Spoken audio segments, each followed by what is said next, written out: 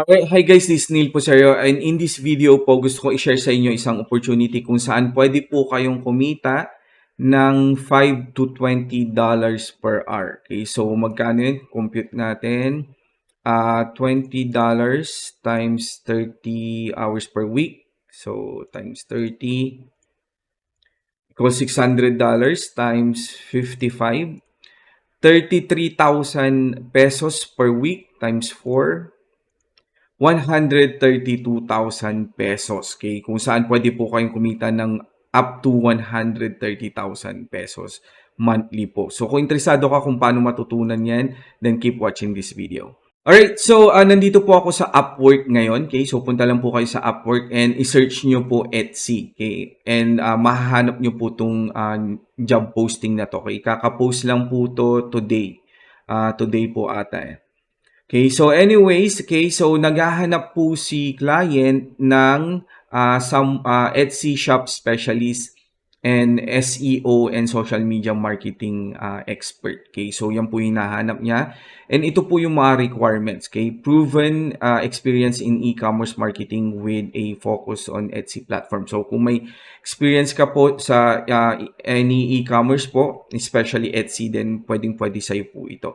Okay, meron ka pong strong understanding of SEO, best practices, and their application within the Etsy marketplace. Okay, so ang ibig sabihin po ng SEO is yung halimbawa nag-search ka po dito ng Valentine's gift, halimbawa, okay? Ang ibig sabihin po ng SEO is magagawan mo po ng paraan na yung mga product listing mo po, ito po yung mga yon, is lalabas po sila sa first page. Kung hindi sa first page, kundi sa first row or second row. Yan po yung gusto ni client. Gusto niya na mapalabas mo yung mga product listing nyo dito po sa first page or sa first and second row po ng first page. Okay? Yan po yung hinahanap ni client. Okay? Pangalawa is proficient ka sa social media marketing and advertising. Okay? So, ibig sabihin po ng marketing is ikaw po yung gagawa ng mga posting, mga videos, mga graphics, mga posts, okay? Mga images, yon. And ikaw din pong gagawa ng mga campaign management or ads management ang sinasabi nila.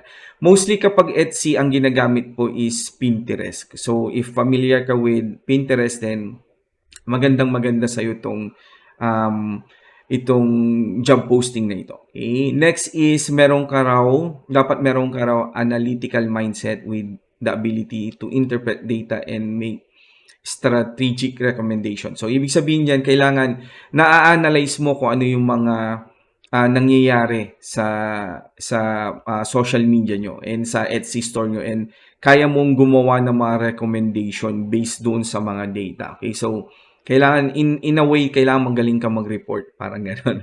Okay, and finally, kailangan meron kang excellent communication skills and the ability to work independently to drive result. Okay, ito po yung magandang mga client yung hindi masyadong nagma-micromanage, okay?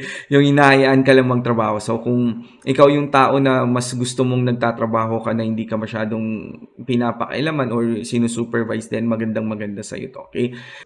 Bukas po ito and pwede po siya worldwide, okay? So open na open po si client kahit na sinong tao po from worldwide nga, hindi lang po sa US kasi may mga ibang client, specific country lang yung gusto nila. Okay, so if interesado ka po, pwede mo pong puntahan to. Okay, so kung interesado ka po pero wala ka pong experience, hindi mo po alam masyado itong work na ito. Okay, gumawa po ako ng course. Okay, gumawa po ako ng course kung saan tinuturo ko kung paano maging Etsy VA. Okay, so tingnan, ito po yung link, ito po yung course natin, and nandiyan po yung link sa baba. Okay, so ito po halimbawa sinabi po ni client na naghahanap siya ng SEO best practices. Okay, so dito po sa course natin, okay, in-explain ko po kung paano ka maging mapunta sa first page, okay, ng any search po sa Etsy ko. So, nilagay ko po dyan, importance of SEO, hindi lang SEO, kundi i-discuss din natin yung mga iba't ibang tools na kailangan mong gamitin para lumabas ka doon sa first page ng search result. Okay? Hindi lang po yan, okay? Part din po is product listing optimization. Hindi lang po sinabi ni client, pero ang pinaka-importante para mapunta ka sa first page is kailangan optimize yung mga product listing mo. Okay? So, i-discuss po natin lahat ng kailangan matutunan about product listing optimization. Okay?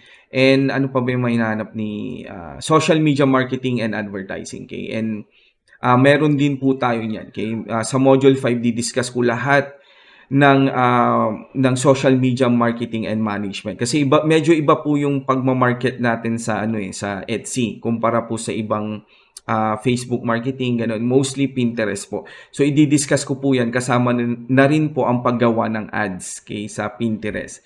Okay, and ano pa ba hinahanap ni client? Okay, so reporting, okay? Kailangan magaling kang magbasa ng data and kailangan marunong kang mag-report. So, meron din po tayo dyan sa Module 6 po. Okay, so parang, parang nabasa ata ni client tong course natin, magkakasunod yung gusto niya. Anyways, okay, meron din po tayong reporting dyan. Tuturo ko sa'yo kung paano mag-report ng maayos kay client. And meron po akong sinend. Kasama po dyan sa course natin, meron po akong meron po kasama dyan na downloadable na reporting template. So, hindi mo na kailangan gumawa ng template. Napakahaba po ng oras paggawa ng reporting templates. Okay? So, meron na pong templates siya. Input mo na lang yung mga information. Ready mo na pong gamitin yan pang reporting po kay client. Okay? So, next, ano pa ba hinahanap ni client? Excellent communication skills and ability to work independently. Okay, meron din po tayo niya. In-introduce ko po yung mga kailangan mo as an Etsy VA. Okay, so nandyan din po yan. Okay, so kung interesado ka, meron po tayong link dyan sa baba. Click mo lang po yung link and matututunan mo kung paano mag-enroll dito sa course and makapag-start ka na working as an Etsy VA. Okay, so isa lang po ito, napakarami pong hiring ng Etsy VA and maganda po dito sa Etsy VA, konti pa lang po nakakaalam, konting-konti pa lang po, pero malaki po yung pwede mong kitain. Alright, so again, thank you so much for watching this video. This is your coach, Neil Pusario. And thank you so much for watching and have a great day po sa atin lahat and God bless po. Alright, so thank you and bye-bye.